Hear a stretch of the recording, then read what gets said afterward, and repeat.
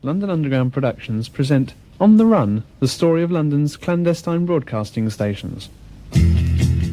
When you're walking down the street with your transistor radio, everybody has a good time.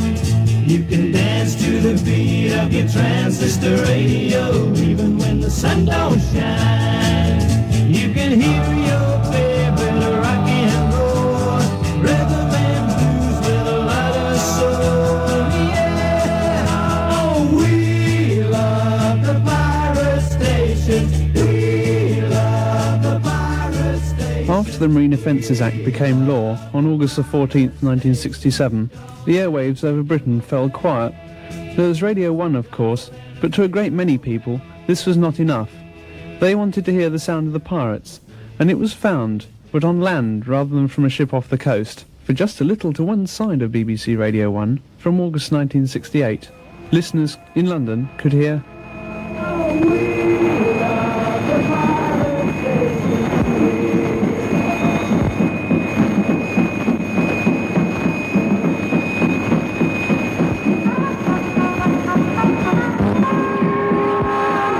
On 255 metres in the medium wave band, this is Radio Free London. If you'd like to write to Radio Free London South, which is the station you're hearing now, then write to Radio Free London, 23 Greek Street, London West 1. My name is Michael Christian, and if you'd like a request, why not write to me? Write to the Michael Christian request spot, Radio Free London, 23 Greek Street, London West 1. I'll see what I can do for you. Okay? See you again next Sunday. Same time. Same place.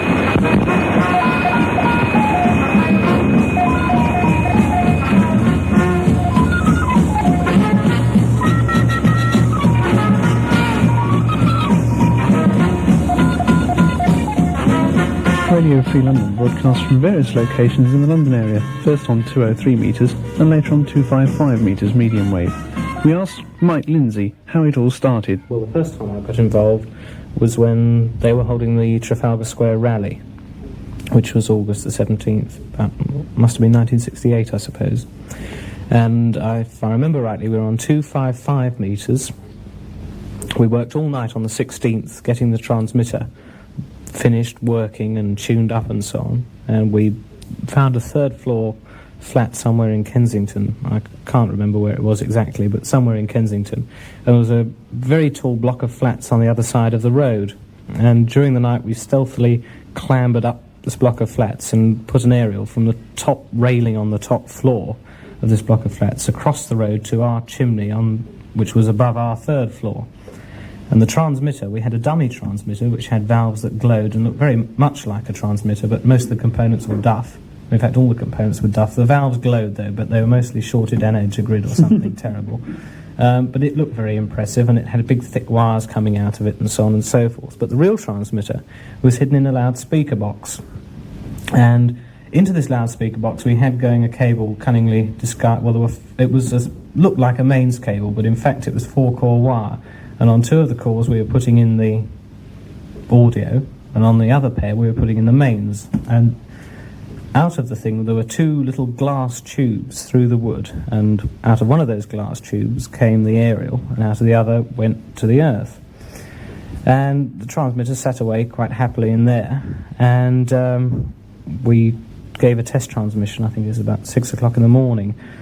And we heard the transmission in Trafalgar Square, so we all sort of bounced with excitement. And they started about 8 o'clock in the morning. I think I did the first programme, actually, or maybe there was a programme before mine, but I did a programme round about breakfast time, which finished at 9 o'clock. And then Andy Archer, I think, carried on, and it went on with several different people during the day. Well, all afternoon they'd been saying on the air that we would close down at 5 o'clock, and Post Office, please realise that we're not on very often. This is, it was almost the first time we'd come on with any sort of receivable power or sort of proper programmes. And we told them we'd be off by 5 o'clock. Anyway, Spangles couldn't resist the temptation of carrying on at 5 o'clock, and about 20 past 5 he was playing some request for somebody, and Smith of the Post Office walked in. I was sitting on the loudspeaker box, which you remember is a radio transmitter, and Smith picked up the transmitter, or the dummy transmitter, rather, that was sort of prominently displayed on a shelf, glowing and buzzing like nothing. Well, it was like something, but it wasn't really doing anything. And he pulled the crystal out. So with that, I had to grab at the aerial wire to pull the aerial wire out of the loudspeaker box, because the mains cable was sort of permanently wired in, and the only loose wires were this sort of thin 28 SWG copper wire coming out for the air and the earth. So I grabbed hold of it, got the hell of an RF burn, but the transmitter completely detuned itself, and I suppose the output valve started going red hot. But Smith obviously thought that the transmitter had gone off the air on his sort of Japanese portable he carries around with him. And he took it away, and actually Chris did ask him to say a few words on the air, but he decided not to. That was before he took the crystal out, and he disappeared again. And inside the crystal, we never know whether he saw this in fact, but the crystal frequency wasn't marked, and we thought he might look inside it one day to see what frequency we were on, or how that crystal happened to be operating the transmitter. And instead of a crystal inside this Baker-like case that the crystal is normally contained in, was a little slip of paper saying, "Dear Mr. Smith, now find the real transmitter." And that was basically the story of August the 14th, 1968. Dateline March the 12th, 1969. Fines of £25 and £10 costs were imposed by West London magistrates today on a Radio Free London engineer. A confiscation order was also placed on the station's equipment.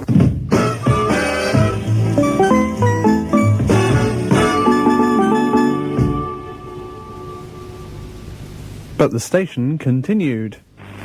As most of you probably know, Polydor Records run an appreciation society for their Atlantic and Stax labels called Uptight and Out of Sight. Well, we've just been reading the current edition of this magazine, Soul Messenger. In it they print an article by Johnny Walker in which he says, "However sad and disappointing it may be, we all have to face up to the fact that Caroline and any other offshore station is finished, over and done with, never to return again. If the Tories are returned to power, they will introduce commercial radio as soon as possible. Let's try and make the best of what we've got, instead of hanging on to a dream of the impossible. Commercial radio will come, but not through the efforts of foolish people running illegal stations. That only serves to blacken the whole thing." Well, this is where, with respect, we must disagree with Johnny. Radio Free London, and the vast majority of other independent stations, are run by responsible people who voluntarily observe a moral code of broadcasting and, helped of course by their low transmission strengths, run no risk of causing interference to other broadcasters. Certainly RFL is illegal, but then Johnny himself took a lead in having the guts to stand up for our fight, fast disappearing rights, to the point of passive law breaking, and independent radio is a right. Finally, we dislike being called foolish. We at RFL have a very serious purpose. While we agree with Johnny that the Tories are pretty well committed to introducing a commercial alternative to BBC Radio when they next reach power, the question of what sort of alternative is far from decided. Johnny wrote in his article that he is at present reading a book on the fight that took place to get commercial TV on the air, a fight backed by advertising agencies and all those interested in seeing a commercial service. The press didn't join in the fight through worries of lost advertising. The public didn't give much support because they didn't know exactly what commercial TV was all about. As insignificant as RFL is when it comes to national politics, it is our sincere hope that when the time eventually comes for the details of independent radio in this country to be decided, the continued existence of RFL will have encouraged at least a few more people to have kept an interest in free radio, and there will have been made the voice of educated public opinion, which must be listened to, and it'll have been made just a little bit louder, a little bit stronger. This has been Radio Free London's reply to Johnny Walker's article in the current issue of Soul Messenger, and we must thank the editor, Janet Martin, for offering space in their next edition to print our reply. But right now, this is Brian Lombard, handing you back to the Michael Christian Show. What have you got this next time? Yes, that's the he's on the Liberty label with the new one, number 30 this week in the disco scale. Cold of course going up the country. last week's number 45. Radio Free London was one of the first of the land-based pirates to broadcast music programmes after the fashion of the offshore stations. Later on, the station split into two, a North station with Jason Wolfe. Good afternoon to you. This is Radio Free London North, speaking to you on 255 meters of the medium wave band. We hope you're all having a very nice Sunday afternoon. Nice and quiet, got lots of Christmas pudding at times. Lots of Christmas. Well, pudding anyway. More than I got in, because I don't get my lunch till after the show. Tell you what, let's start the show this week with a nice lively one from the gun. It will just drive you mad.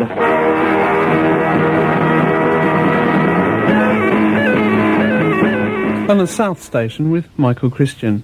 From Aphrodite's Child there, Rain and Tears, number 29 in the Radio Free London disc scale. This week, this is Radio Free London South on 255 metres in the medium wave band. The time is 19 minutes past the hour of 1 o'clock, actually. It's a bit more than that. Actually, it's a bit less than that. It's 18 minutes 50 seconds, if you're really interested.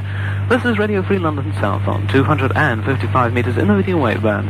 And if you're interested in free radio, then why don't you phone the newspapers and tell them that we're on the air, because we are unable to get free radio in this country unless people take notice of us. So why don't you phone the newspapers and tell them that Radio Free London South is on the air on 255 and they can give a listen. Okay?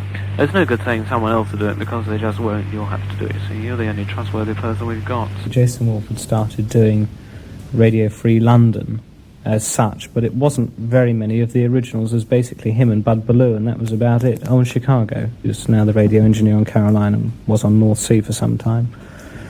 And there were those three, but there were more of us who'd sort of originally been involved, thought it was a bit of a con, him starting up Radio Free London, when there were more of us on the other side that weren't doing it with him than there were actually doing it. So we started Radio Free London South, and he condescended to call us Radio Free London North. So we had Radio Free London North and South, both on 255 metres. We recorded the programmes in the same place and sort of worked out what records each would be playing, so we wouldn't play the same records. And then from, say, 12 to 1, you'd have Radio Free London North, and then from 1 to 2, you'd have Radio Free London South, both from different locations. And then for a while, we had a Radio Free London South East, would you believe, which came on sort of after 2 and on till 3. Meanwhile, there was activity in other parts of London. I asked Mike Knight of Radio Jackie about the early days of Radio Helen. At this time, well, in London there were 3 or 4 stations. Radio Free London was still going, although it had passed its peak and it was on the decline by Christmas '68. And Radio Helen had started on 197 metres. Originally they used to broadcast during the week, about half an hour each afternoon, but this was extended to Sundays on 197 metres, where they did a regular half-hour spot at 12:15. Okay, and how about joining the RFH Club? It's only £0.50 to join. Send it in together with a large stamped addressed envelope. And if you can't get hold of a large stamped addressed envelope, just send in the stamp together with £0.50 and we'll send you details of the station, even photographs. And that's not all, we send you a membership card. We give you a chance of winning a record voucher. In fact, you have a chance of winning one of these every week. And what else do you get for £0.50? Well, you get newsletters each and every month. You get a badge you can wear and show off to all your friends. It's fantastic value just for £0.50. So the address to write to is RFH Club at 51 The Chase, Norbury, SW16.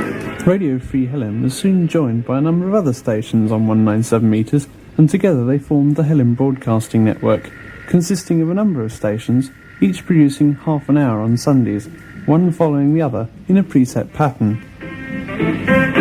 Well, by the looks of it, the Augustus Johnson show has come to a close. Anyway, I hope you'll join me next week at the same time on 197 on Sunday at 12:15. But in the meantime, how about writing in to me? The address is 51 The Chase, Norbury, SW16. That's 51 THECHASE Norbury, that's NORBURY SW16. Like to hear from you. And if we haven't played your request this week, not to worry, I'll play it for you next week.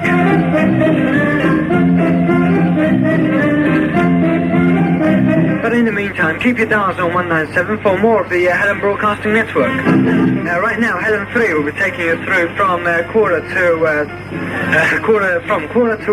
till 1:15. Then Radio Freedom will be on from let's see now, 1:15 to 1:45. Then Radio Spectrum will be on from 1:45 to 2:15.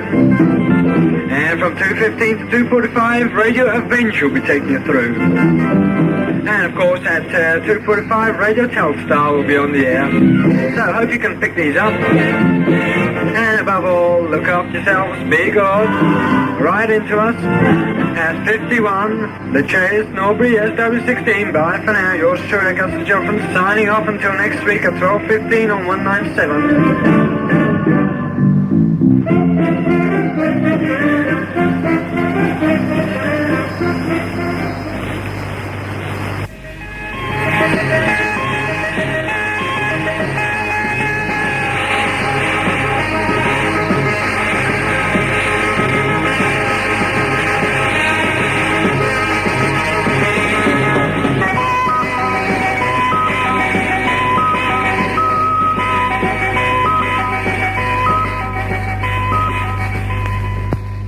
Good morning, everybody. This is SBOF, and this is The Breakfast Show with Felix Clapp and Max Spiro.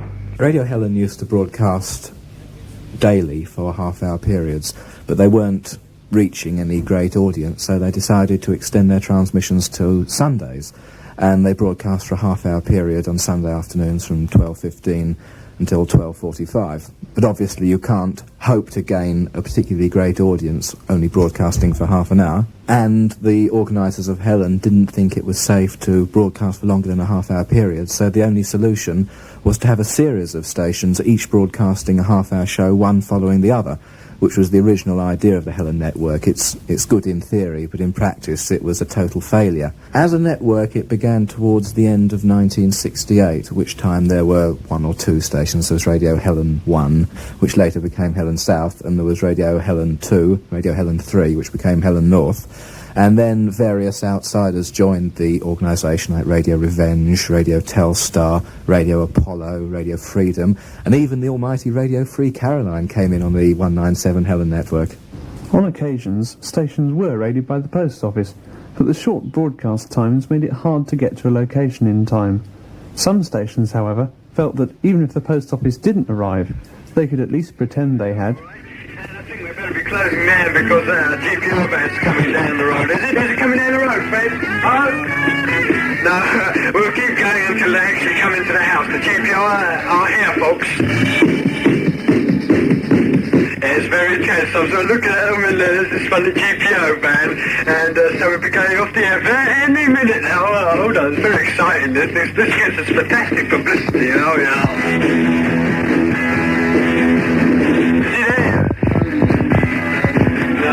It's just in the car standing outside doing nothing.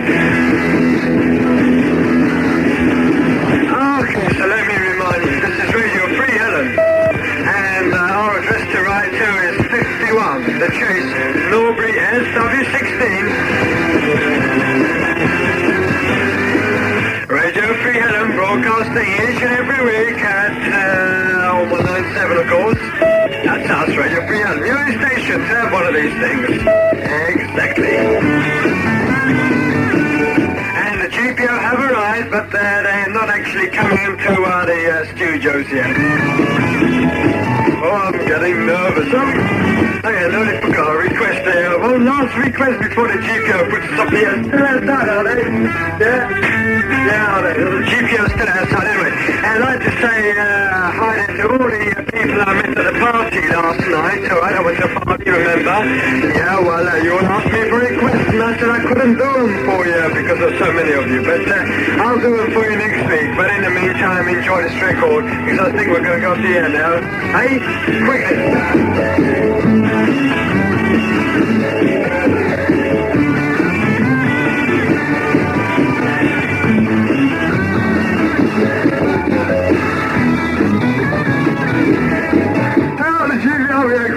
There's no way spread, quick!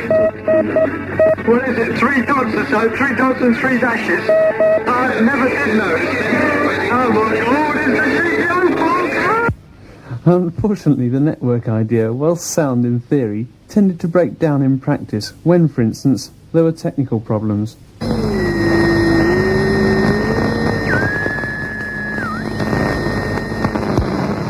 Radio Helen South on 1525 kilocycles, approximately 197 metres in the medium wave band.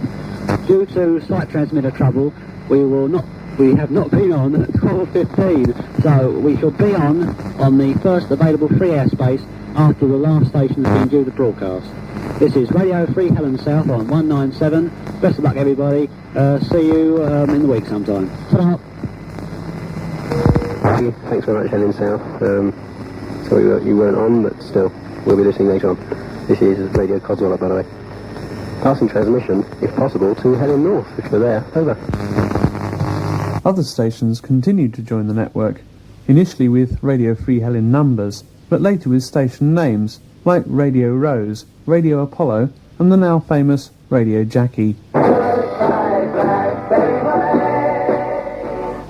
That's Blackberry Wave from the Move.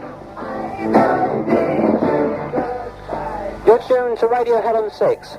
That's 197 metres in the medium wave bands. You too can join the Radio Helen Club. Just send 2 and 6 in stamps or post order to 51 The Chase, Norbury, SW16.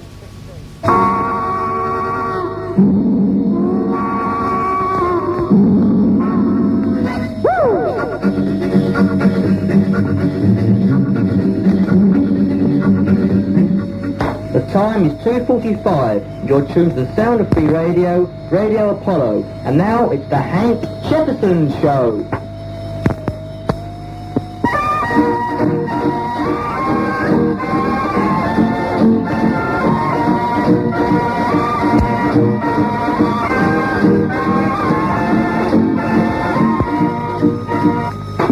Hi, this is Hank Jefferson, your friendly DJ on Wonderful Radio Apollo.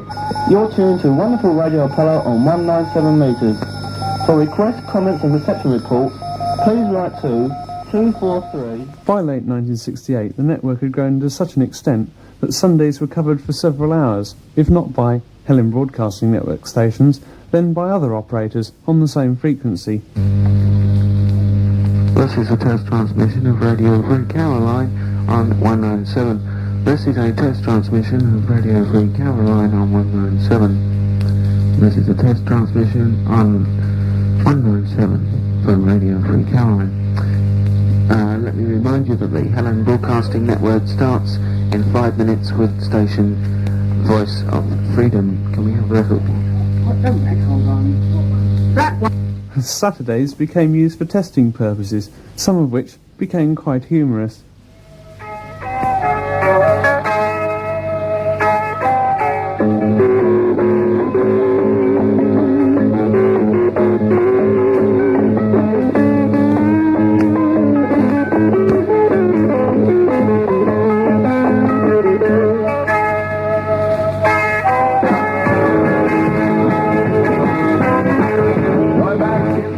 Is a test transmission from Radio Codswallop with the Bishop of Bognor here, testing a new transmitter which has never been used before on 197. If anybody has a 100 ohm resistor capable of handling 15 watts, please send it to the Bishop of Bognor, care of 51 The Chase, Norbury, London Southwest 16. Okay, at the moment I can't see across the room for smoke. Anyway, this is the Bishop of Bognor, filling in time, hoping there's somebody there. Over. This is Radio Telstar in swinging Surrey, and this is a test transmission.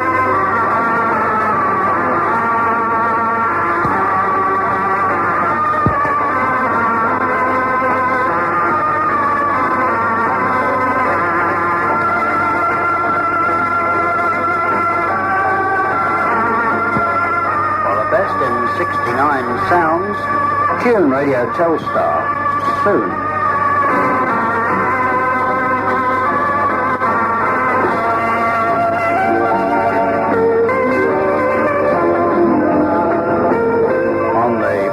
Network, medium wave, this is Radio Telstar. Eventually, however, the organisation became unwieldy, the pattern began to break down, and stations became dissatisfied. Hello, this is Andy Camara on Radio Rose. Well, I advise all stations, they might as well call it a day. I have, and I'm not going to carry on anymore. This is Andy Cameron on Radio Rose. In the future, folks, you'll be hearing me on possibly, 259 metres in the medium wave band. You'll probably be hearing Radio Rose on 259 metres in the medium wave band. Andy Cameron at the moment on Radio Rose is in the Helen Broadcasting Network, but the way it's run at the moment doesn't seem as though Andy wants to stay in the network. He would much rather be on the 259 and have a regular spot at 1 p.m. to 2 p.m. possibly on 259. Anyway, this is Andy Cameron on Radio Rose, closing down for the day and saying that he won't be at the next Helen Broadcasting Network meeting, and he resigns because of the plain fact of the reason the stations are not run together and they do not stick together and help each other out. At the moment, the Helen Broadcasting Network is rather split up until around about a quarter past. Finally, the Helen Broadcasting Network was officially closed down on April the 1st, 1969. The stations were finding it very difficult to follow each other. As I said, it's good in theory, but in practice it's very difficult to find a different location to broadcast from every week, and in those days nobody even thought of broadcasting from fields. It had to be a house.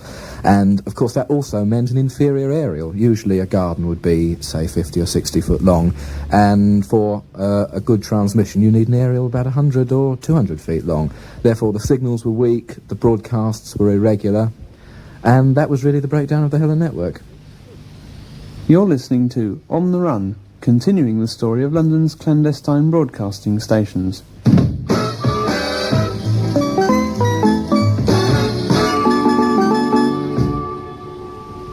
By this time, the RFL organisation was also having problems, due to post office raids and internal difficulties. Well, we got fed up, really, and began to realise that we were being caught a bit too often. We didn't seem to be getting any publicity anymore. And most of the listeners that we had seemed to be, well, I don't know, maybe they hadn't sort of developed mentally enough or something, but they seemed all a bit stupid, and, you know, it generally made us fed up, the people to whom we were broadcasting, so we decided to pack up altogether. And Chicago went off and became radio engineer for Radio North Sea. Now he's on Caroline. And I went and joined North Sea and then moved on to Radio Birmingham. And I think we decided to take up proper broadcasting careers rather than mess about playing at it, really. I think we were like children with one of those money boxes which you try and put funny shapes into. You know, it's all very clever, but it doesn't really do you a great deal of good in later life. The stations are often off the air, their place being taken by other operators, usually preceded by Radio Freedom. Free radio, baby, we're not sinking yet. I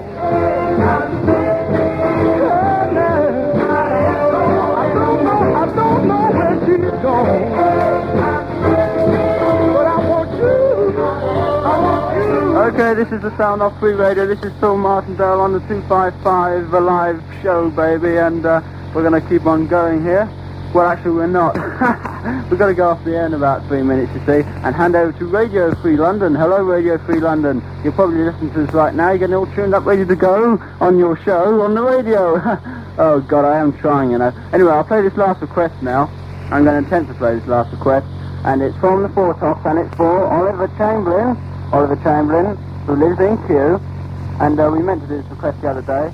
Actually, it's not the last request.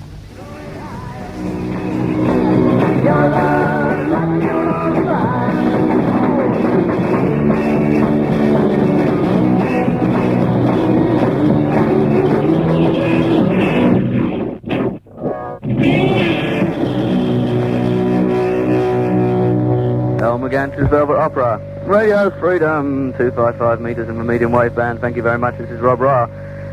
Time check here, actually, by my 8 Samuel Everong watch, is 25 minutes past 12. 11, in fact, 11. And take this down, folks. Rob Roy, I can't tell the time. And for Martin Ash over there, c'est 11h25. Okay, that was a bit of French. For those of you who didn't believe Rob Roy could speak French, there you are, he can't. Anyway, yes, as you might have guessed, this is a request from Martin Ash, if he's listening. Also for Christina over in Coombe Cottage, actually, but don't tell anyone. And for Mr. Terry Beegent, who happens to work for the GPO, who's a great friend of mine. And King Jim also knows. Yeah, well, there you are. That was Radio Spectrum, broadcasting in place of Radio Free London's last half hour. I'd like to remind you all that the address for reception reports and anything else you might like to send us, requests, don't forget the Radio Free London car stickers still available at 6pence each. And don't address the envelope, please.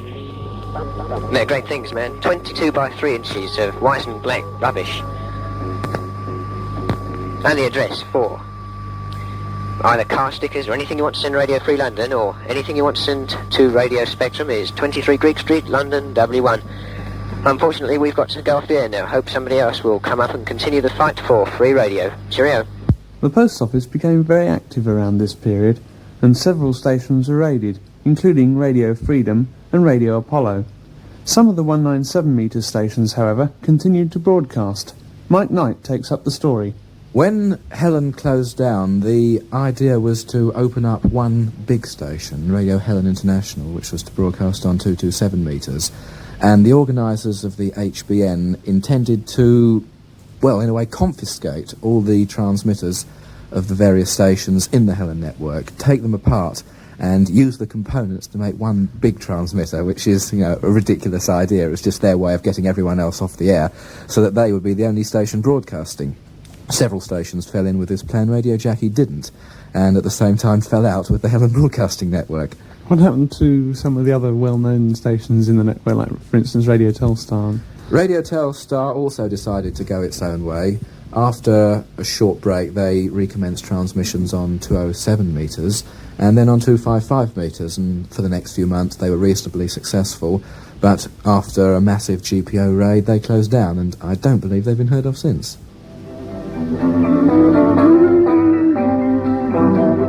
So this is the Bishop of Bognor on Helen International. I don't like doing that, it's horrible noise, isn't it? Saying, cheerio, don't do anything I wouldn't do, see you next week. Don't forget to write to me, I get very lonely these days.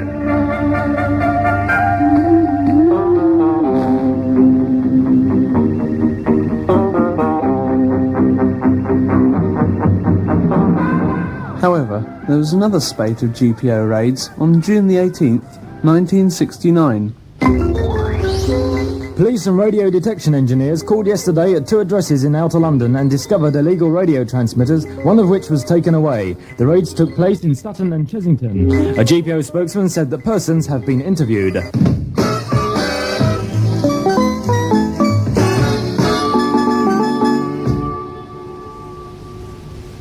This is Radio Diamond on 199 metres. This is Radio Diamond on 199 metres. Yesterday afternoon, Radio Eagle, Radio Realisation, and Radio Telstar North were raided by the GPO because they were providing a free radio service for the public. The GPO raided them because it is illegal to transmit on the medium wave band. Not because they are hurting anybody, but because it is illegal. Not because it is getting in anybody's way, but because it is illegal. I send out my condolences to Radio Telstar North and to Paul, to Radio Realisation and Jay, and to Mike Knight of Radio Eagle. This has been Radio Diamond. We cannot stay on much longer than this, and tomorrow we are dedicating the whole programme to Mr. Frisbee, and we might dedicate a few records to Mr. Smith. So tune in, will you, on 199 metres to the Tim Hunter Show on Radio Diamond, 199 metres tomorrow. This is Radio Diamond saying thank you very much to Radio Eagle, Radio Telstar North, and Radio Realisation for trying to continue the fight for free radio. I was testing a piece of equipment from my own house, and suddenly there was a knock on the door. I went downstairs, and Mr. Frisbee was standing there with a police constable and a search warrant. He said that he was from the post office, and he believed that transmissions had been coming from these premises, and he asked to have a look round. So I read the warrant, and it seemed all in order, so I didn't have much choice. So I let him upstairs, and he took away my transmitter. The airwaves were now almost empty again, with only 1 or 2 stations still broadcasting music, from open fields now in preference to houses. I asked Mike Knight what prompted the change from house-based locations to fields. Well, we made the decision because houses were running out. We'd used, perhaps 6 or 7 locations while broadcasting in the HBN, but soon after we closed with the HBN, we extended our transmission times, firstly to 2 hours, then 3 hours, and then 6 hours every week. And the GPO still didn't come, so I doubt if they would have done with the HBN. But the houses soon ran out. We began to repeat locations. And then the dreaded thing happened. The post office began to realise that Radio Jackie was a threat, and they started increasing their activity. And we were raided a couple of times, but we weren't caught. We didn't even lose any equipment. Normally our lookout system was good enough, and we spotted them as they walked up and down the roads with their hearing aid or with their portable radios. What would you say was the difference between broadcasting from a house and broadcasting as you now do from fields and such like places? Well, quite a tremendous amount. Firstly, when one is broadcasting from a house, you're all in the warm, you've got an aerial strung between a tree at the bottom of somebody's garden and the top floor window, and you've got a simple transmitter which is plugged into the mains, and the tape recorder's plugged into the transmitter, and everything goes along happily. But when you come to fields, that's when the fun and the difficulty starts. You've got the weather to put up with, which can often cause a lot of trouble, water getting in the transmitter and it doesn't work. And that can be very worrying indeed. But basically, broadcasting from a field is more difficult because the power has got to come from car batteries. The car batteries provide you with 12 volts, which has got to be transformed to a higher voltage. We need approximately 350 volts to run our equipment. Therefore, we use a small generator, which runs from the car battery. This produces our high voltage, which runs the transmitter. Then we have to get up a much better aerial. Well, we can get up a much better aerial, say, in a house. You're limited, really, as to what kind of aerial you put up, because most gardens, as I've already said, are usually in the region of about 50 or 60 feet in length. Whereas when we're broadcasting out in the open, we normally choose 2 tall trees, 60 or 70 feet high, with the aerial strung between the 2 and a feeder dropping down from the aerial to the transmitter. And the equipment's all set up, and the lookouts spread out over the field and on the road in cars. Usually we try to pick a place that's a bit out of the way, because if you're carrying, let's say if we use a building site in London and you stop your car and you unload car batteries and carry them in, it's more than likely that somebody's going to see, and it does look a little suspicious to be doing this on a Sunday morning, and they'll phone the police will turn up, they'll find out who we are, they'll confiscate everything, we'll all be taken down the police station, and there'll be a lot of trouble, and we won't make a broadcast. So we try and find somewhere that's a little out of the way, where we can unload all our gear in peace and set everything up in peace. So it normally turns out to be someone's farm somewhere, and hopefully the farmer doesn't turn up. If he does, we will explain that we're recording birds or we're taking measurements from the ionosphere or something like that. And they usually take it all in, and they let us stay there. But of course there have been occasions where we've been turfed off a farm, sometimes at gunpoint, which can be a bit frightening. This is Radio Jackie on 197 metres in the medium wave band, commencing transmissions.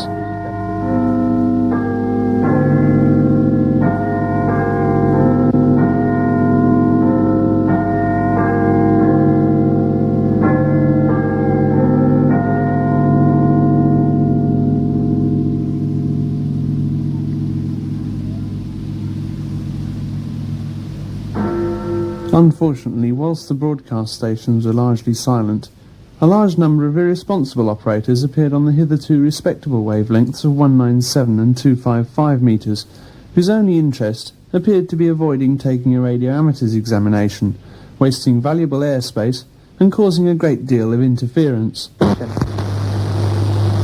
This is Radio Shannon Mobile test transmitting on 266 metres medium wave. Well, I'll smash it when it's off then. Go out! Don't talk me like. Look, I'll tell you bloody well. Look, look, if you don't mind, you can move off squaring out and I object to that. I've had enough reverse screen. Well, look, I've just told you, I moved off the frequency. Alright, if we hear it again, it's going off, right? If it comes on the radio again, it's going off. Goodbye. Otherwise I'll get you fired. Sorry about this. I am intending to take the RE soon.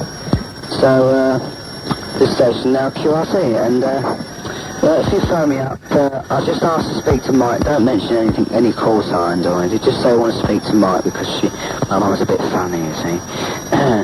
So, if you want to phone me out, if WSP does know the number, tell them not to spread it around, though, won't you? Anyway, this station now QRT, and listening on 254. We're opposed to QSO stations because, you know, we feel that if they can't get their RAE, then they aren't qualified to broadcast and they shouldn't be on the air because they're likely to cause interference. Because all they seem to want to do is chat to each other, which they could do just as easily over the phone.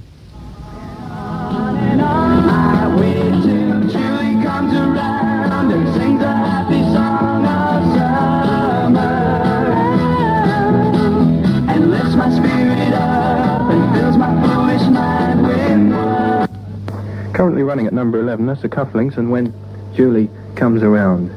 If you feel strongly about commercial radio, we'd like you to phone up the ATV networks, and their phone number is 01-262-8040, and we'd like you to tell them your opinion on commercial radio.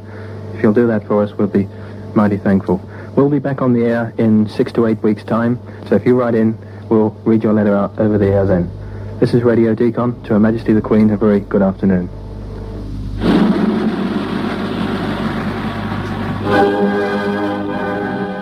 Although a few stations, like Radio Deacon, attempted music programmes on 197 metres, they again suffered raids, while the QSO stations, as they were known, appeared to get off scot-free. Sound this week on Radio Free South, and that was a rundown of our top 10. As you can hear, T-Rex fading away into distance, and next we've got a real golden oldie for you from about the year when was it, about 68, and it's Harper Valley PTA by Bobby Gentry, I think, wasn't it? Bobby Gentry, Harper Valley PTA. Radio London revived, Radio Free Caroline, Radio Free Kingdom rather. This is Radio Jim, the Northampton Pirate Radio Network station calling you. This is the Northampton Pirate Radio Network, Radio Jim calling you. Standing by. Radio Broadside 1, this is Radio Caroline calling. Radio Caroline is calling Radio Broadside 1. Hello, Radio Broadside 1, Radio Caroline is calling and standing by.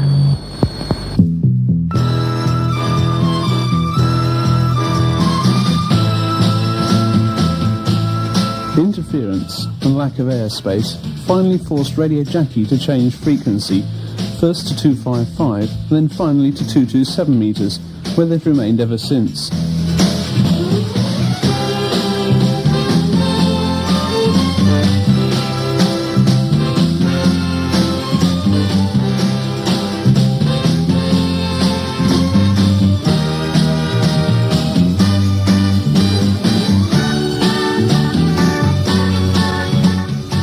Radio Jackie, now almost 2 years old, is one of the few remaining regular broadcast stations, and they continued broadcasting alone, with a listening audience that grew larger every week.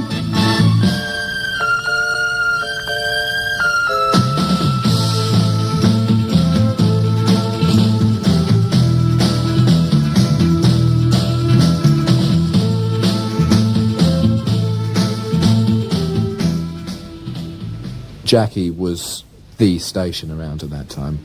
Well, we were still on 197 metres, which was a mistake. I think we should have moved a lot sooner than we did, but after a few transmissions, after a few further transmissions on 197 metres, we decided to change our wavelength to 255 metres, just the other side of Radio 1, to try and gain a greater audience.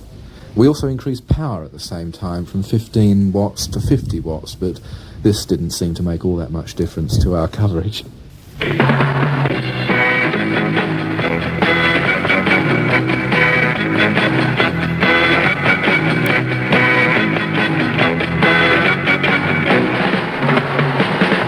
Sorry we had to cut the Rolling Stones short there. It's time for yours truly, Dave Stevens, to go. I'll be back with you, I believe, in 3 hours' time on Radio Jackie.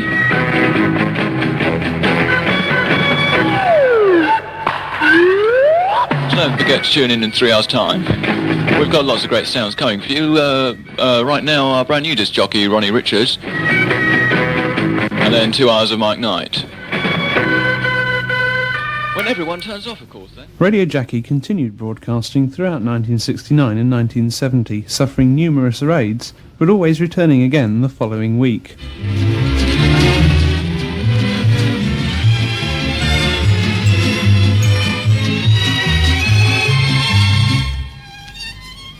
A reminder that you're tuned to BBC Radio London, broadcasting on 95.3 VHF.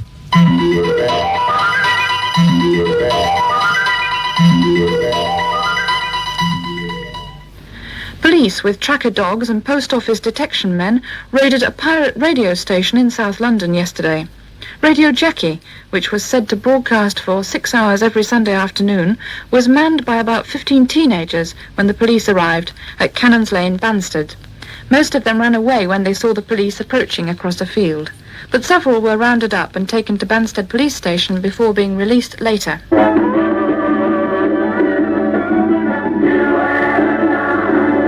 This is Radio Luxembourg International. Well, the time is 2300 hours, 2:08. News from the resources of Britain's biggest daily newspaper, the Daily Mirror. And to the news at 11 this evening. Peace pact at Ford's, girl found strangled. Police raid pirate radio stations and 50 held after village battle. Details in just a moment. Police and post office officials raided 3 pirate radio stations in the London area today. After 2 of the raids, transmitting equipment was seized and a man questioned. The raids took place on Radio Jackie in a field at Elwell, in Surrey, Radio Star on Wimbledon Common, and Radio UKL at Slough in Buckinghamshire. Next news on 2:08 at 2400 hours, 12 midnight. Dateline May the 18th, 1970. Police and post office investigators raided a house in West Street, Carterton, Surrey last night and seized a transmitter and other equipment. Police said that post office officials were looking for the pop pirate station Radio Jackie.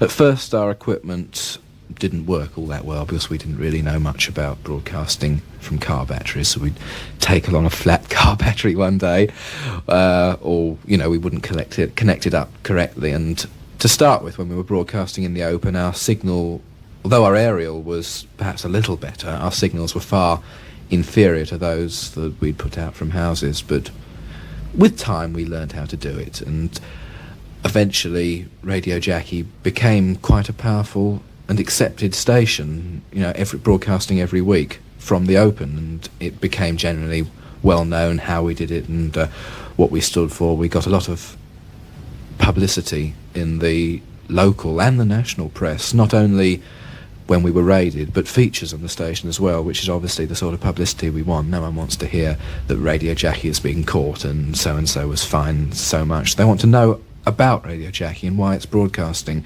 And in the period 1970-71, we received a lot of publicity. Not least an interview with Steve Bradshaw on BBC Radio London. By police of radio equipment on Mitcham Common, the post office are investigating London's pirate radio stations. After finding the equipment, which included a portable transmitter, in a car in Carshalton Road last night, police questioned 4 young people who were later released. Now the police are helping the post office to look into the whole question of land-based pirate radio stations. Steve Bradshaw has been talking to the organiser of a pirate station in South London, Nick Catford, and he asked him how many pop pirates are operating in the area. In the South London area itself, there are 4 music stations like this one, yeah. What about North London? In North London, there are very few, possibly about 2 music stations. Why are there more in South London? Perhaps more people are interested in this area. We also got me behind it to get them going. What kind of people, in fact, do work on this kind of station? Well, there are two people who work full-time in organising these stations. They're people that are sort of dedicated towards the cause of free radio. And what exactly does that mean? Well, dedicated to an alternative service to the BBC. What kind of programmes do they put out, then? It's mainly pop music, also news and commercials. What kind of commercials? I mean, do they make any money out of that? Well, some of the commercials for some of the stations are paid for, some are not paid for, to make it difficult for the GPO to detect, but it's mainly discotheques, salons, that sort of thing. Does anybody, in fact, make any money out of it? Yes, a lot of people do make quite a bit of money out of it. Well, isn't it rather hypocritical in that case to say that it's all in the cause of free radio? Not many stations make any profit, but they obviously have to make enough money to keep the station going, because when the GPO confiscate equipment, this all has to be replaced to be on the air again the next week. What kind of people are behind these kind of pirate radio stations? Are they doing it full-time? Are they students, or what? A lot of students are involved, but there are certain people who work completely full-time to bring this service to the public every week. What kind of equipment do they use?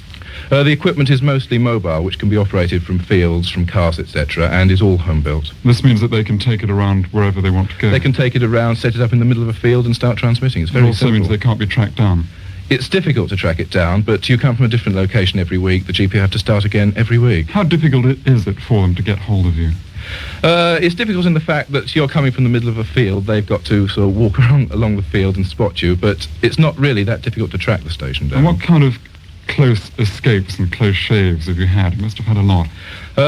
We've had quite a lot of shaves, yes. In fact, if we see the GPO, it's best really to abandon the heavy equipment and make off in the opposite direction with the lighter transmitter and such equipment. What kind of programmes these people put out? It's mostly pop music, but there's also news, as I said before, commercials, but mostly pop music.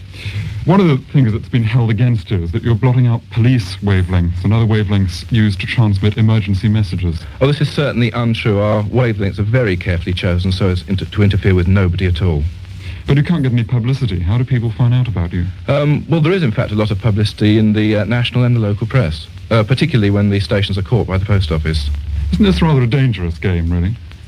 It's dangerous in the fact that the penalty could be imprisonment, but I think if enough people are dedicated, they're going to risk that, and they will continue.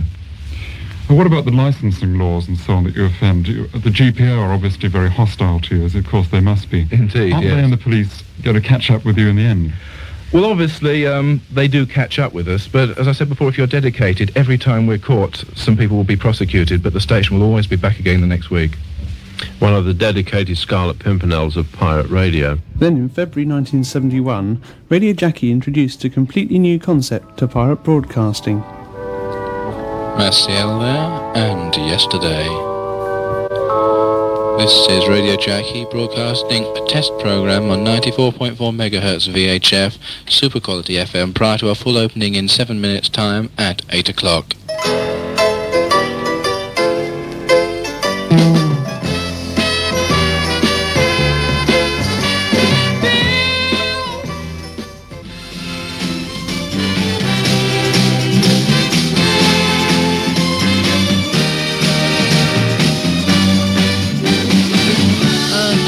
Welcome to this, the first program on the new VHF radio service of Radio Jackie. My name is Mike Brown, and it's my great pleasure to take you through on the first 30 minutes of the official opening of Radio Jackie. And I'm going to be playing you some good records and also telling you about what is going to be happening to Radio Jackie, all about the plans and the programs you're going to be hearing on Radio Jackie. Also playing some good records like this, the current number one sound on Radio Jackie this week from the Supremes on Tamla Motown, Stone Love.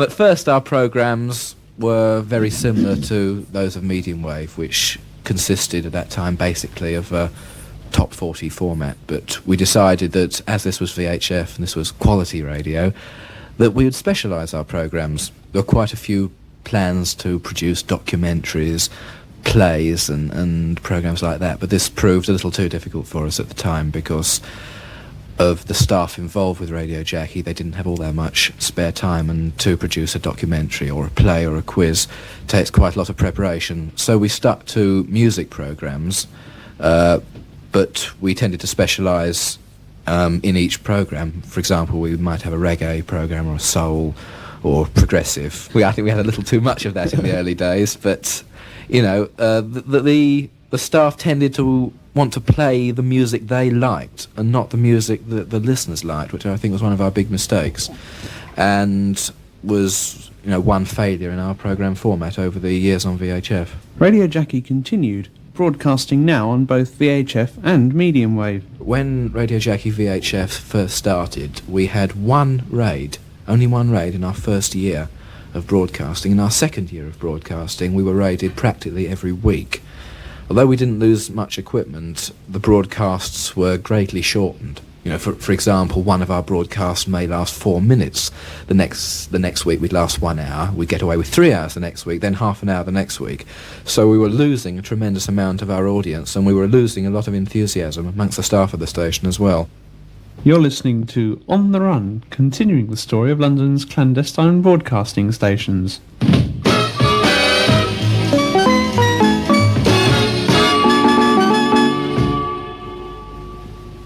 Radio Jackie also produced, in addition to regular broadcasts, special holiday transmissions on other frequencies.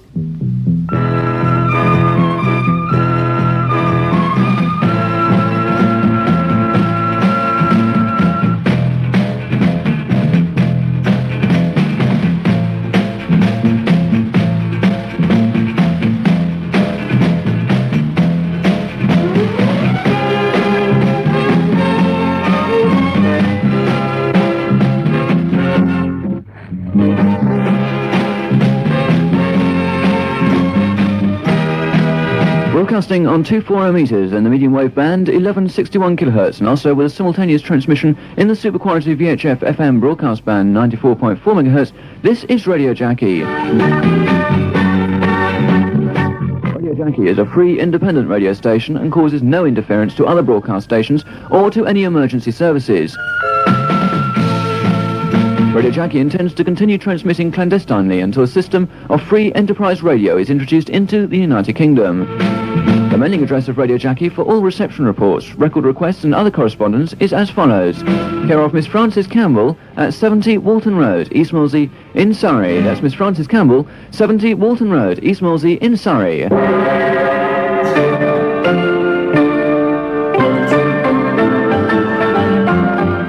VHF broadcasts were on Saturday nights. Now other stations began to appear on VHF, and an organisation was formed along the lines of the IBA to put out different programmes on different nights. This was the now famous London transmitter of independent radio. A.B. Cohen first became involved in Radio Jackie back in 1970 when we were broadcasting on 197 metres. He tracked us down one day and we thought he was the post office. We went off the air, decided he wasn't, went out and had a chat to him, and he gave us a lot of equipment and generally became very useful and became very involved with the station. But he'd always been interested in broadcasting in VHF. He bought a transmitter from one of our engineers which was lost at a Radio Jackie location. Then he decided that he'd built his own transmitters, which we thought, well, he'll never do this. He's a television engineer, he doesn't know the first thing about transmitters. But to everyone's amazement, about 4 or 5 months later, he came up with a 50-watt transistorised transmitter. And he reopened his own station, which was called Aquarius, and he formed an organisation called the London Transmitter of Independent Radio, the aim of which was to provide transmitting equipment for stations who weren't either technically capable or financially capable of broadcasting on VHF, so that they could produce high-quality programmes.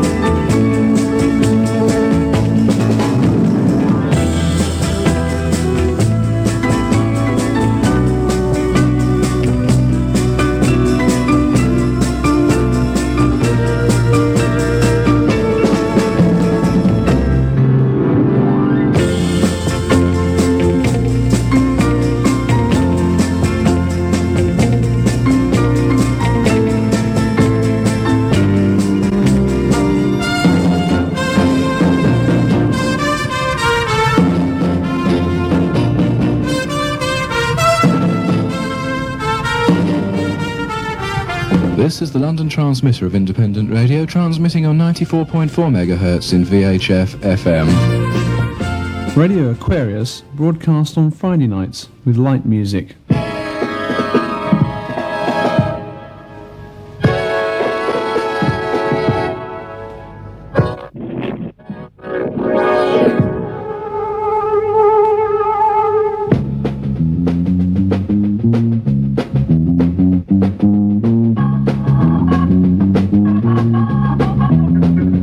Broadcasting on 94.4 VHF, you're tuned to Aquarius, your station of the stars with the sounds of tomorrow.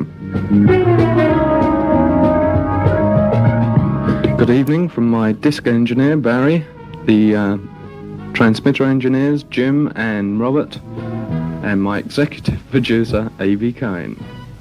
What sort of stations became involved in the London Transmitter of Independent Radio? Well, Aquarius was the first station in the LTIR. Jackie was a little reluctant to join, but eventually we were pulled into the organisation as well. And then came stations like Radio London Underground, Radio Classic, Radio Odyssey. Radio Star Classic is the most recent addition to the network. And they're still looking for new people. And so how are the programmes organised? Does each station put out a different type of programme for a different audience then? The idea of the LTIR was for each station to specialise its programmes. Star, on the other hand, tended to broadcast similar programmes to those of medium wave. And, this might seem quite unbelievable. In their 6 or 7 months of broadcasting through the LTIR, they only received about 5 or 6 letters. Radio London Underground consisted mainly of progressive music and documentaries and all sorts of weird sounds, and proved to be very popular indeed. You are on Electric Underground, the marvelous music machine, the marvelous music machine, the marvelous music machine.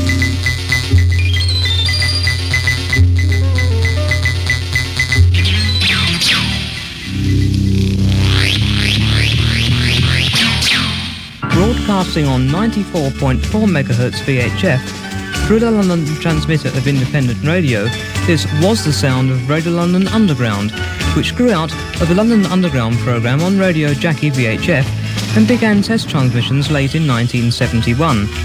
In April 1972, RLU began regular broadcasts on Sunday evenings between 10 p.m. and midnight. RLU broadcasts through the LTIR, and having less than half a dozen staff, had to rely on helpers from other stations in the LTIR network to assist on site. Help was generously given, and RLU became a regular Sunday night service for 8 months. RLU was different from contemporary independent radio stations insofar as it had no real format, but set out to stimulate interest in many fields. The word underground may well have conjured up an image of a station pumping out interminable tracks from so-called progressive music albums, but this was very far from being RLU.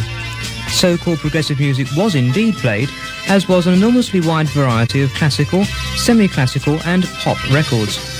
But RLU made a name for itself, not for the music it broadcast, but for its distinctive programme style and presentation, which included several documentary programmes on varied topics. All its programmes, documentaries apart, were unplanned and recorded in real time. Its regular voices also acted as recording and mixing engineers, often at the same time. And yet, to judge by listener reaction, the result was a relaxed, informal programme enjoyed by many in the service area of the LTIR transmitter, and indeed by many outside the intended service area, especially when RLU broadcast with a Dolby B characteristic and became the first radio station in this country to do so. This is Radio London Underground broadcasting on 94.4 MHz VHF with a Dolby B noise reduction characteristic. I'm Peter Allen, and here over there is Rick Martin. And on tonight's programme you can hear, GPO permitting, tracks from the new third ear band album New Horizons, to release next year, and some unreleased live Genesis material, plus War of the Worlds starring Paul Damon. Part 4 this week, The Black Smoke. But first, a special announcement.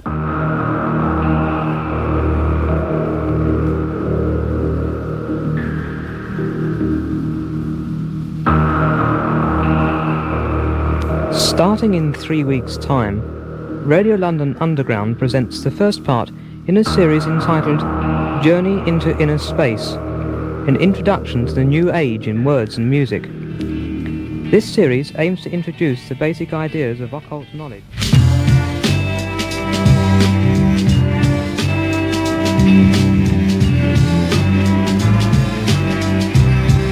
Towards the end of the short life of RLU, regular and enthusiastic listeners included BBC staff both in London and in certain monitoring stations. There was a steady rate of telephone calls to report reception conditions and comment on programmes, and the occasional letter, sometimes even a recording taken off air. All this was most welcome, although RLU had to draw the line at personal calls to its mailing address.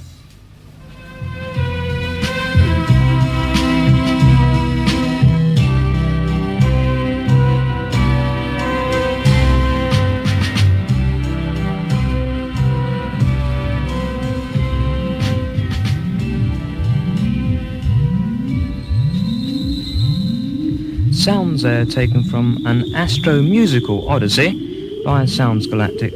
That's on Decca Phase 4, PFS 4208. Titled the track, of course, Across the Universe, an original Lennon-McCartney composition.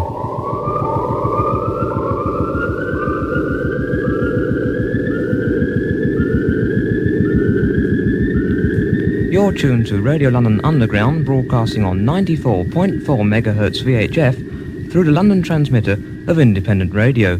Remember our phone number once again for reception reports and comments on the station, 01 549 0659, and our address for all correspondence, 70 Clifton Road, Kingston upon Thames, Surrey.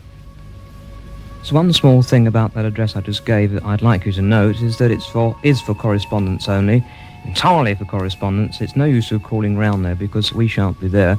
Our studio's not there, and it's rather drag for the guy, that's Mike, living there. So please don't call round to 70 Clifton Road, Kingston upon Thames, Surrey, but you can of course write. Of course, Mike doesn't mind your phone calls. He's sitting there right now, so you can ring on 01 549 0659 and speak to Mike. But please, no calls in the flesh, as it were. In the flesh? If they're walking through the streets in the flesh, that's disgraceful.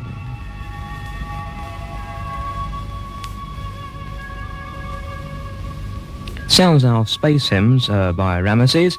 The track I'm playing at the present time is called Life Child.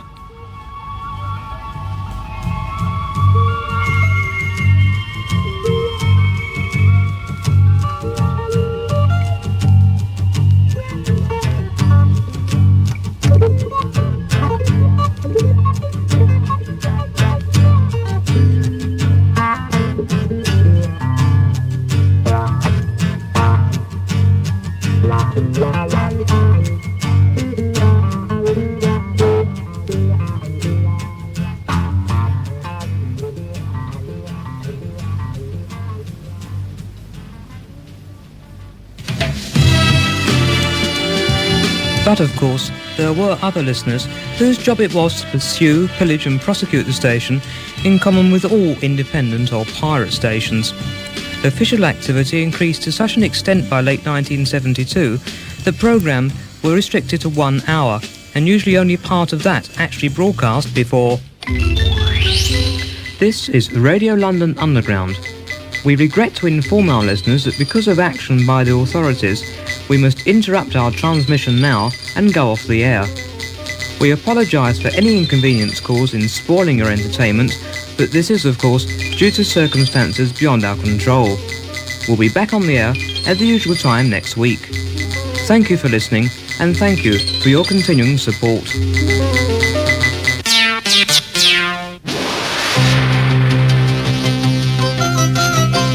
The staff of the London transmitter of independent radio were becoming hard-pressed keeping up the regular 4 nights a week, putting out the various stations, and it was decided by the staff of RLU that this was becoming an unfair and risky business.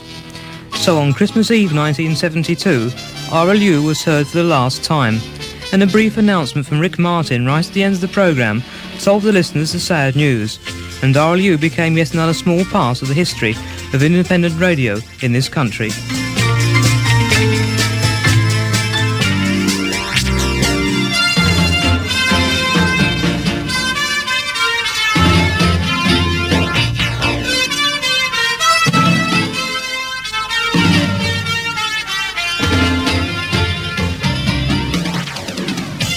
As time went by, other specialised pirates outside the LTIR began to appear, like Radio Invicta, playing soul music.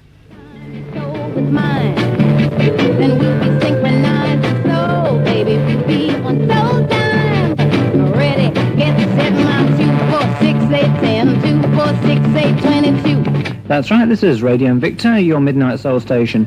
We broadcast Monday to Friday from 11:30 till midnight on a frequency of 92.4 megahertz VHF.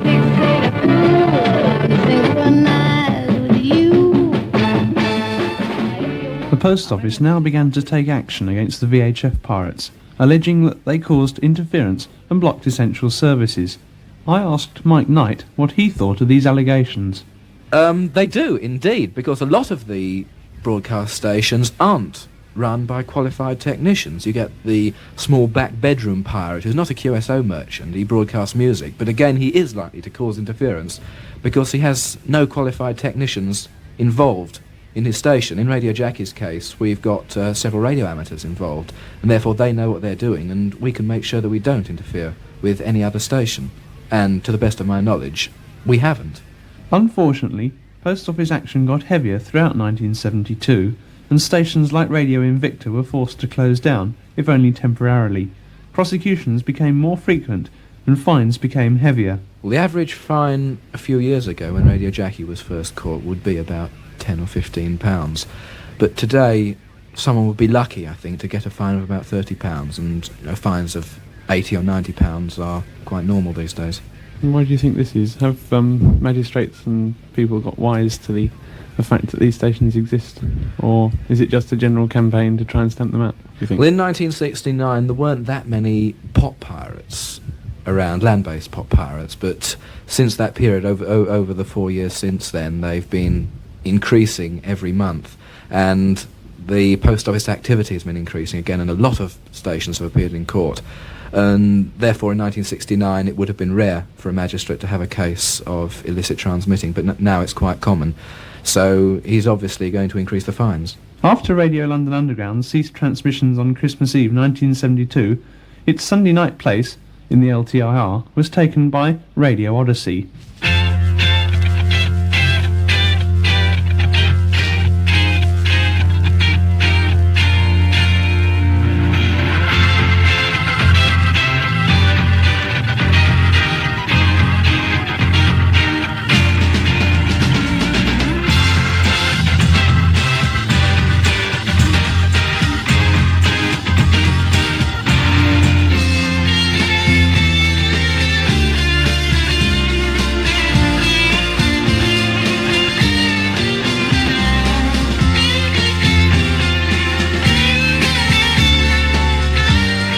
Well, good evening and welcome to the Electric Banana Show, the first out of two shows on Radio Odyssey this evening.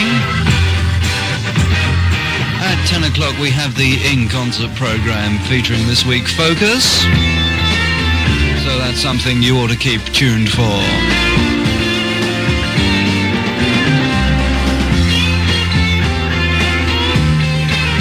This thing I'm personally ruining by speaking over is also by Focus, and it's from Focus 3.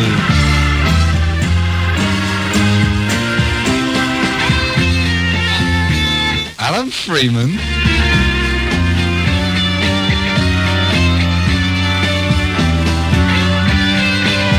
Okay, our feature album this week is Heartbreaker by Free, and we're going to play the track that they released as a single, which is doing quite well. It's number 2 in the Radio Jackie chart.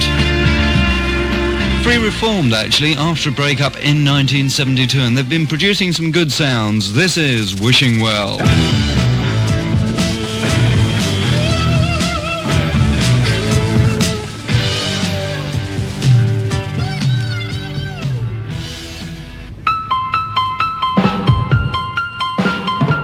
Recently, there have been a number of news stations on the air, on medium wave as well as VHF.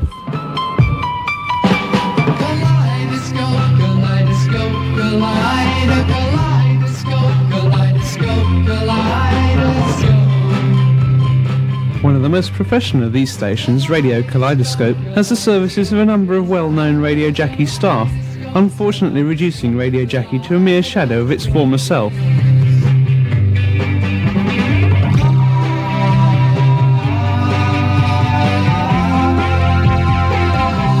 That's Bolland and Bolland. One of the great duos from Holland. I suppose that's the right word, is it? Anyway, there's two of them, so it's hardly a group. We don't know what we're missing over here in England. We really don't, because this pair, these two brothers, Bolland and Bolland, there's Rob and Ferdy. They just turn out one hit after another. Well, all we've got out here at the moment, I believe, is, what's it called? Wait for the Sun. But, well, there are many treats in store for us. Radio Kaleidoscope time, 2:15. Radio Kaleidoscope. Music power. We're the Beach Boys. It starts with just a little glance now. Right away you're thinking about romance now. We talked to a member of Kaleidoscope about the station. Well, Kaleidoscope, the very beginning of Kaleidoscope, I suppose, goes back about three and a half years to, well, about September 1970, when there was a small group of us who put our heads together, and we all really had the same opinion that British radio was in a pretty sick state, and we decided that the time had come to put out a station that presented a better broadcasting techniques, using the sort of the not quite such brash American techniques. In other words, tailoring them to the English audience, but giving the English audience actual experience of what real good commercial high-powered radio is really like. We were really aiming for a mass audience. We weren't following any particular station. Obviously, everyone always talks about things like WABC, but WABC always has been, I don't know how one quite puts this, WABC is, of course, the American #1 station, but it's techniques that are employed throughout the whole of the States. And in fact, we studied a lot of American music. We've studied a lot of continental styles and English radio styles, the old pirates, and really the resultant mash was literally the result of all our research into these stations. Well, it came to our attention that there was a group of people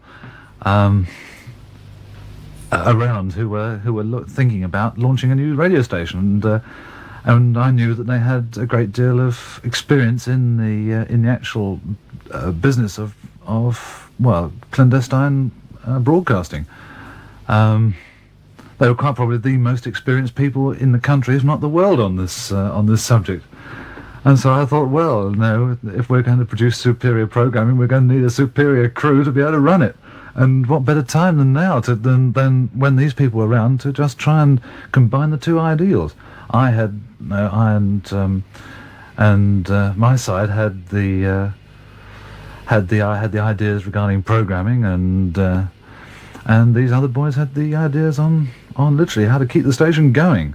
And the result is what you can hear for yourselves.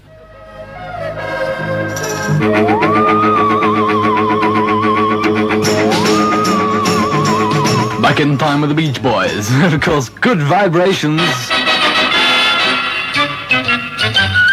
The Weekend Fun Spot. And Big K.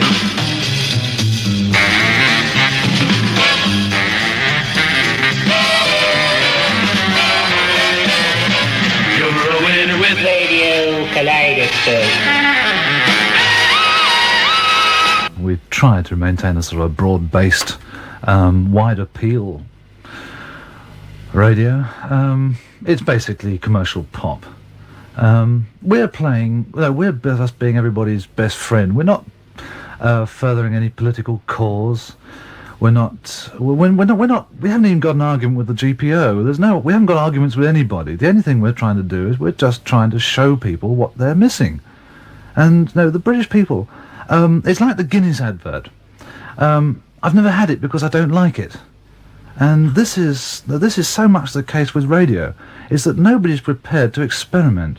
And so in other words, what we're trying to do is we're trying to say, well, look, here it is.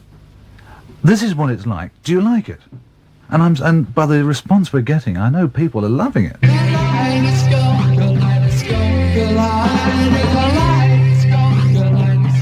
Radio Kaleidoscope, far from being a run-of-the-mill pop station, has produced some very original programme material, making for even more entertaining listening. Just another day in the life of Captain Zap.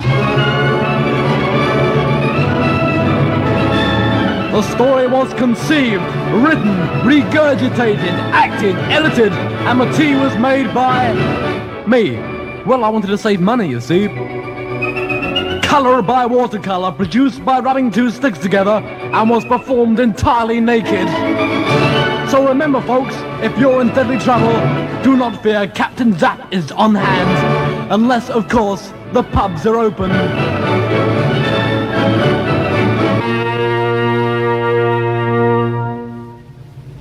However, today, with post office activity getting more intense every week, several methods have been tried to make their action less effective.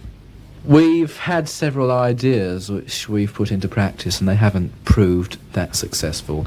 For example, on VHF we decided to broadcast from different locations. We started this in one part of London. We do an hour from, say, Headley, an hour from Epsom Downs, an hour from Croydon. But the post office we found could get there in an hour, so they'd move from one location to another, and they'd raid all three locations, so we'd end up putting perhaps 3 40-minute broadcasts out with breaks in between them, which isn't the thing to keep an audience. So after that we thought, right, North and South London. But again, this didn't prove any more successful. They just had 2 teams of investigators. One team was based in North London, one team was based in South London. So we'd do a north-south swap, and we'd still be putting out 40-minute transmissions with breaks in between them. Another thing we tried was relays. We'd have all the equipment set up in a vehicle, and we'd have a transmitter and a receiver up a tree. And we thought, look, we'll drive around, and when we see the post office, we'll just switch off from the car. But this didn't work. The equipment was too costly, and half the time it didn't switch off. So, I think our only solution is to perhaps move further out of London, perhaps 20, 25 miles out of London, and use, in the region of a kilowatt of power. But this is going to take so much organisation, so much money. Now, I don't know, quite honestly, whether Radio Jackie is capable of doing it. It would be a very nice thing to do, and if we could do it okay, we'll probably get away with longer transmissions. But this is the future. We'll just have to wait and see what happens. So today's land-based pirates are looking to tomorrow and are planning hard to continue broadcasting. But one is tempted to ask, what do they hope to achieve? How do they view themselves as part of the British broadcasting scene? I'm all for freedom as such, but I don't think that anybody can afford to do it on their own. And it is sort of totally illegal. It's not like the Marine Offences Bill, where there's some doubt as to whether the law is actually legal or not. Or whether the government was legal in their process of actually passing the bill. Whatever good or bad they're doing, they are illegal as such. They shouldn't be there. I'm pleased in a way to see that they're doing it on VHF, because at least they seem to be caring about quality of programmes, the actual sound that goes out. Like on medium wave, anybody would stick an old BSR with a ceramic cartridge into some frequency changer valve of some old radio set they'd got and put an 813 on the end and sort of have themselves a glorious transmitter. But these sort of things going out at about 0.5 milliwatt, sort of round the block, terribly distorted. There were bloody thousands of them. Radio Free London come on the end. Sometimes we'd find that our own frequency had been taken up on a Sunday by some other chap who was sort of putting out some dire broadcast, And it went on like that. What I want to see is Kaleidoscope set standards in this country. I want to see Kaleidoscope influence the development of radio for the next, not only for the next decade, probably for the next century. It's at this point where radio is in a very critical stage. It's in the same stage as it was in the 1920s, late 1920s with Lord Reith, and you can see what Lord Reith left with the BBC. You still have the Reithian traditions with the BBC, and what I'd love to see is the Kaleidoscope traditions seeing radio through until something comes along to supersede it. Speaking for Radio Jackie, our aim is to fill in between the old offshore radio stations and the new commercial stations. But again, that's not to say that we'll close down when commercial radio is introduced in this country. We'll take a very close look at Capital Radio, and if we consider that it's providing a reasonable alternative, then Radio Jackie will cease its transmissions. Otherwise, we'll continue, because the whole idea of Radio Jackie was to give the listeners an alternative choice in entertainment, because, OK, they've got the BBC, and we're providing a similar kind of programme, but, you know, we feel that competition in radio is very necessary, because otherwise, you know, if there's only one station, it's really free to broadcast what it likes. It doesn't really matter, because the listeners have got nothing else to listen to. OK, so we're a small radio station. We can't really have any effect on what the BBC broadcasts, and I doubt if we do. But again, we're filling in the gap that was left by the offshore stations, and we feel we're doing it reasonably successfully. And I think along with all the other radio stations broadcasting not only in London but throughout the rest of the country, we are providing quite a powerful voice. Oh, we love the pirate stations. We love the pirate stations. We love the pirate stations. Don't let them take them away. Don't let them take them away. There's some swinging DJs playing top 40 records. They can really turn you on. Well, I think Kaleidoscope's proof that you can produce a very, very populous radio station on next to nothing. We have people who really know what really know how to present a radio program, and they're getting through to the audience, and it's on peanuts, literally peanuts, and we proved that it doesn't take many thousands of pounds to present a good radio station. It just takes a good atmosphere, a good team, and reasonably good equipment. Take them away. Please don't take them away. You know, we're often asked why we bother to broadcast when we face such heavy fines and such high penalties. And in fact, it is true that two of the members of Radio Jackie, myself included, are at present on a suspended prison sentence for broadcasting. I've been caught 5 times, and Mike Barron, the other person concerned, has been caught 4 times. And people may say, well, why do you still do it? You know, next time you're caught, you could go inside. Well, this is true, but it just makes me determined not to get caught again. You know, I still feel sure that I am providing a really useful service by being involved with Radio Jackie, and I want to continue with this, so the only thing to do is not get caught. We love the pirate station. Hands off the pirate station. Fight for the pirate station. Please don't take them away. Please don't take them away. You gotta fight for your pirate station now. Yeah. Hallelujah.